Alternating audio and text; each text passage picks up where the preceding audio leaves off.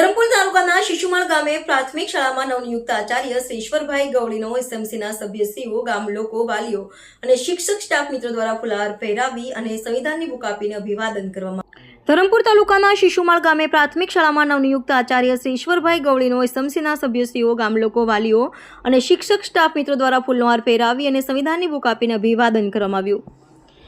ગામ લોકો એ જણાવે છે કે આ અભિવાદન કાર્યક્રમ રાખવાનો હેતુ એ જ છે કે હાલે ગામની પ્રાથમિક શાળામાં 225 જેટલા વિદ્યાર્થીઓ અભ્યાસ કરે છે અને હવે વેકેશન બાદ ગામના બાળકો આપણી ગામની જ પ્રાથમિક શાળા એડમિશન લઈને અભ્યાસ કરે માટેના પ્રયત્નો અને બાળકો સ્કૂલમાં અભ્યાસ માટે આવવા રજા ન પાડવા બાબતે અને અમારા બાળકો પણ સારું શિક્ષણ મેળવીને ભવિષ્યમાં ઉચ્ચ હોદ્દા પર નોકરી કરે એવી વાલીશ્રીઓએ આશા વ્યક્ત કરી। સાથે હવે નવા એડમિશન માટે કોઈ પણ બાળકોના વાલીઓને તકલીફ ન પડે તે માટે શાળાના શિક્ષકોએ પોતાના મોબાઈલ નંબર વાલીઓને આપવામાં આવ્યા અને કહેવામાં આવ્યું કે કોઈને પણ શાળામાં એડમિશન બાબતે તકલીફ પડે તો ડાયરેક્ટ ફોન કરી શકશો, જેથી અમે રૂબરૂ આવીને ગામની સરકારી પ્રાથમિક શાળામાં જ આપણા બાળકો એડમિશન લઈ શકે, જે બાબતની ગામ લોકો અને વિદ્યાર્થીઓને સમજણ આપીશુંની વાત કરવામાં આવી। हमारा गणपति गाँव में 170 बालकों से એટલે અહીંયાની સંખ્યાને ખૂબ આનંદ સાથે વાલીઓ આવ્યા છે તો વાલીઓને પણ અમારે વિનંતી છે કે આપણે શિક્ષણ બાળકોને આપવું ખૂબ જરૂરી છે। સંકલ્પ એજ્યુકેશન ટ્રસ્ટ દ્વારા આવ્યું। ભાવિનભાઈ અને સ્નેહાબેન હાલમાં અભ્યાસ કરે છે, જેમને અભ્યાસ અર્થે આર્થિક તંગીને લઈ ટ્રસ્ટ તેમની વારે આવ્યું। સંકલ્પ એજ્યુકેશન ટ્રસ્ટ દ્વારા આવ્યું। ભાવિનભાઈ અને સ્નેહાબેન હાલમાં અભ્યાસ કરે છે, જેમને અભ્યાસ અર્થે આર્થિક તંગીને લઈ ટ્રસ્ટ તેમની વારે આવ્યું।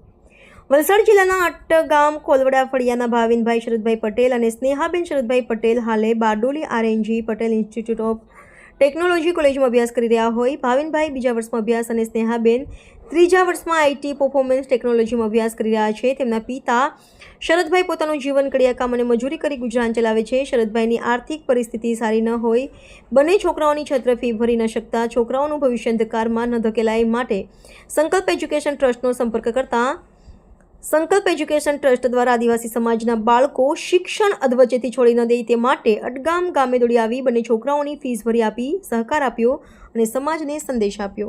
તથા મારી બહેનને 54,000 જેટલી ફી રકમની જરૂર છે, તો મને સંકલ્પ ટ્રસ્ટ આ ફીનો લાભ આપે છે અને હું તેમનો આભારી છું। આવતા ભવિષ્યમાં હું તેમને આ ટ્રસ્ટ સાથે જોડાઈશ અને તેમના બધા પગ પસાઈશ ત્યારે બીજા વિદ્યાર્થીઓને હેલ્પ કરીશ। જય જવાહર, જય આદિવાસી। સંકલ્પ એજ્યુકેશન ટ્રસ્ટમાંથી ઉપસ્થિત જે તે સંકલ્પ એજ્યુકેશનના સભ્ય તેમજ અટગામ ગામના સરપંચ શ્રી યોગેશભાઈ અહીંયા જે પ્રવૃત્તિમાં આવ્યા તે બોલે તેમનો સૌથી પહેલાં હું ખૂબ ખૂબ આભારી છું। આજે જે આપણે શિક્ષણ માટે જે એમની ફીમાં જે 54,000 ભરવાની થાય છે અને એ બાળકનું ભણતર ના બગડે એ હેતુસર સંકલ્પ એજ્યુકેશન એમને મદદ કરવા જઈ રહ્યું છે અને આવનાર સમયમાં પણ એ બાળક આ રીતે પગભર થાય ત્યારે મદદ કરે એ આશા રાખીએ છીએ। પાટી ગામમાં આવેલ દત્ત મંદિરે ભગવાન શિવનું નવું મંદિરનું પ્રાણ પ્રતિષ્ઠા વિધિની શરૂઆત કરવામાં આવી। પાટી ગામમાં આવેલ દત્ત મંદિરે ભગવાન શિવનું નવું મંદિરનું પ્રાણ પ્રતિષ્ઠા વિધિની શરૂઆત કરવામાં આવી।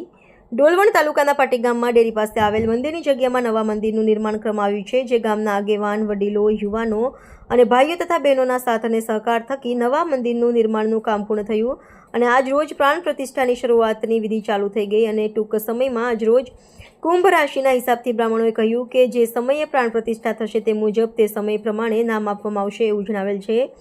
પ્રાણ પ્રતિષ્ઠામાં ઘણી મોટી સંખ્યામાં આજુબાજુના ગામેથી માનવ મેરામણ ઉમટેલું જોવા મળ્યું। Valsad district central cooperative bank limited ડાંગના કર્મચારીઓની ગ્રાહકો સાથે અસભ્ય વર્તણૂક। Valsad district central cooperative bank limited ડાંગના કર્મચારીઓની ગ્રાહકો સાથે અસભ્ય વર્તણૂક। જોકે આવી બાબત ખૂબ જ ગંભીર હોય છે અને ગ્રાહક સેવાની ગુણવત્તા પર અસર કરે છે, જે બેંકની પ્રતિષ્ઠા અને વિશ્વસનીયતા માટે નુકસાનકારક બની શકે છે। ખાસ કરીને ગ્રામીણ વિસ્તારોમાં જેમ કે ડાંગ, જ્યાં ગ્રાહકો મોટાભાગે આદિવાસી અથવા ઓછું શિક્ષણ ધરાવતા હોય તેમની સાથે અસંવેદનશીલ અથવા ભેદભાવપૂર્ણ વર્તન ખૂબ જ નિંદનીય છે। બેંકના કર્મચારીઓ આવી વર્તણૂક કરે છે એમના અમુક કારણો હોઈ શકે, જેમ કે આવા વર્તનના કારણોમાં કર્મચારીઓની તાલીમનો અભાવ, કામનું દબાણ અથવા બેંકની આંતરિક વ્યવસ્થાઓમાં ખામી હોઈ શકે છે।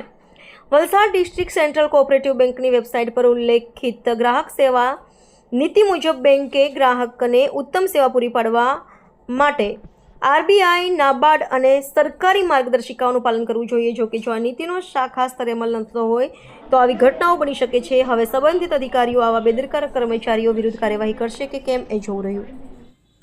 સોનગઢ તાલુકાના બરદા રોડ ઉપર જલેબી ઘાટમાં રહેતી ભરેલા ડમ્પરના ટ્રક રોડ ઉપર પલટી મારી. સોનગઢ તાલુકાના બરદા રોડ ઉપર જલેબી ઘાટમાં રેતી ભરેલા ડમ્પરના ટ્રક રોડ ઉપર પલટી મારી. જલેબી ઘાટ સોનગઢમાં જ્યાં વારંવાર આવી ઘટનાઓ થતી હોય છે, પણ જ્યારે આવા મોટા ભારી ભરકમ ટ્રક જે ઓવરલોડ રેતી કપચી ભરીને આ રોડ ઉપરથી પૂરપાટ ઝડપે પસાર થાય છે, જેને ઘણી વખત માનવ અને વાહન ચાલકોને પણ અડફેટે લેતા હોય છે. જ્યારે આ વખતે ઓવરલોડ ટ્રકના બ્રેક ફેલ થઈ જતા ડ્રાઈવર દ્વારા રોડ ઉપર જેને રોકવાનો પ્રયાસ કરતા ટ્રક પલટી મારી. સદનસીબે કોઈ પણ જાનહાનિ થયેલ નથી. ડ્રાઈવર અને નાની મોટી ઈજા થતાં હોસ્પિટલ ખસેડવામાં આવ્યા છે.